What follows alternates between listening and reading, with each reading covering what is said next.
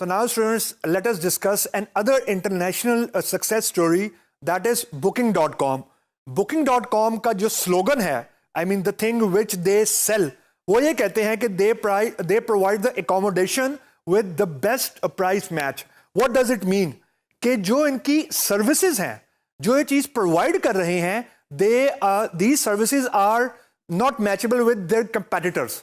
So moving forward, जो booking.com है वो it is just like a Dutch startup जो 1995 में create हुआ था, और it is the world largest B2C travelers platform. इससे मुराद ये है कि for example if I want to travel to a certain country, मैं किसी कंट्री में ट्रैवल करना चाह रहा हूँ, और आजकल ट्रैवलिंग के लिए I need to book my flight, I need to book my hotel, I need to book my taxi from airport and stuff like this. अब ये एक बहुत ही tedious process है, बहुत ही lengthy process है if I will go manually. For example, अगर मैं manually जाता हूँ तो मुझे पहले अपने जो मेरा ट्रैवल एजेंट है उसके पास जाना पड़ेगा, उसको अपनी अवेलेबिलिटी बतानी पड़ेगी, अपना बजट बताना पड़ेगा, अपनी जो होटल है उसकी लोकेशन के बारे में बताना पड़ेगा, उसके स्टैंडर्ड के बारे में बताना पड़ेगा, एंड सो ऑन. अब इसको हम लोग बोलते हैं basically agency model. Agency model ये होता है कि आई गो टू दिस प्लेटफॉर्म, मैं booking.com पे गया, मैंने वहां पे अपनी इंफॉर्मेशन मैंने पुट इन की, and they will give me the best plan. Now booking.com जो अपने आप को डिस्टिंग्विश करता है, उनके ऊपर जो उनकी प्रॉपर्टीज हैं, for example if I am the owner of the property, मेरे पास एक घर है, मैं उस घर को अवेलेबल करना चाहता हूं और ट्रैवलर्स के लिए, ताकि वो मेरे घर के अंदर जो एक कमरा या दो कमरा बुक करवा सके. तो if I am the owner of the property, I can put my property, मैं अपनी प्रॉपर्टी के जो कमरे हैं या पूरी प्रॉपर्टी booking.com के ऊपर मैं पुट कर दूंगा, और जो ट्रैवलर है उसको वो रूम अवेलेबल हो जाएगा, और वो फिर उस प्रॉपर्टी को बुक करवा सकता है अगर वो अवेलेबल है तो.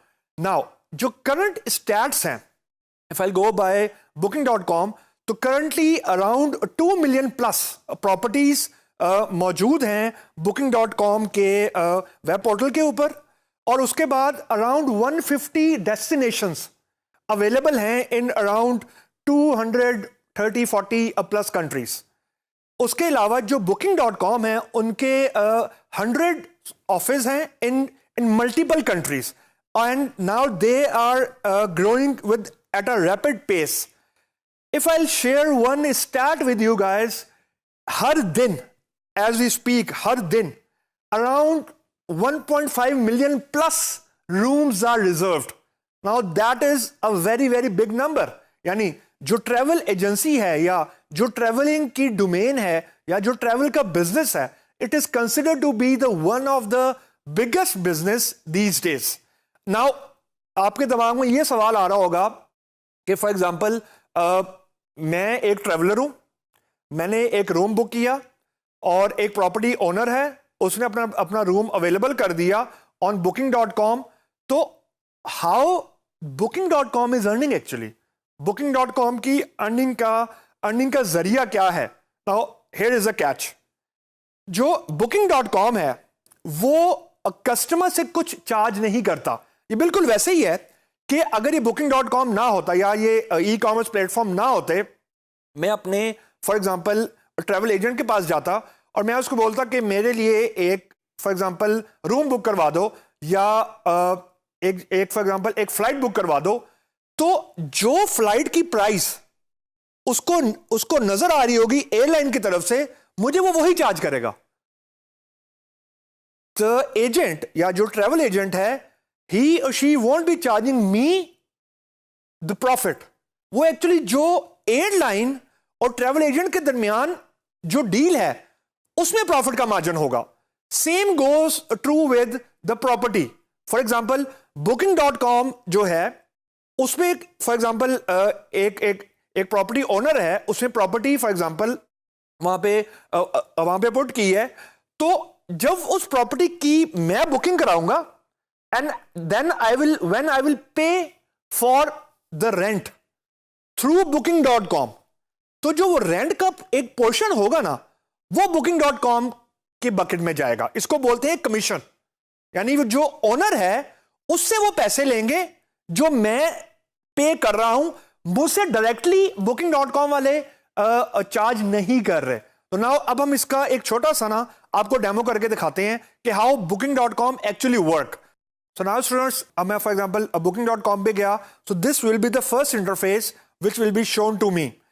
अब यहां पे मैं फॉर एग्जांपल एकोमोडेशन को सर्च कर सकता हूं, फ्लाइट को सर्च कर सकता हूं, कार रेंटल के सर्च कर सकता हूं, एयरपोर्ट टैक्सी पे सर्च कर सकता हूं। Let's see, for example I want to go to Dubai, तो मैं डेस्टिनेशन में लिखा दुबई। उसके बाद मैंने फॉर एग्जांपल अपनी अवेलेबल डेट्स बताई। For example if I plan to travel somewhere in May, तो मैंने स्टार्ट डेट बता दी, फिर एंड डेट मैंने बता दी। उसके बाद if I am travelling with kids और adults, I can search. For example if I am travelling with 2 adults and 2 kids, then I have to provide the age for the kids. For example, अगर 2 बच्चे हैं तो कोई भी sample as में select कर लेता हूँ।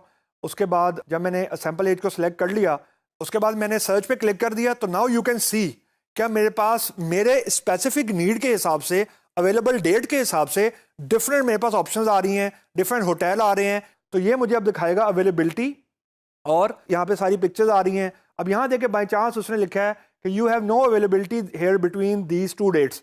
Never mind, we can go back, we can click on another, for example hotel और या जो प्रॉपर्टी है, हमने इस पे क्लिक किया, एटलांटिस पे क्लिक किया। सो अब ये सारी मुझे प्रॉपर्टी की डिटेल्स दिखा रहा है, उसके रिव्यूज दिखा रहा है। अब फॉर एग्जांपल अब if I click on the reserve, अब मैं रिजर्व पे क्लिक करूंगा तो इसका मतलब है ये रूम या ये जो रूम्स हैं मेरे लिए रिजर्व कर देगा।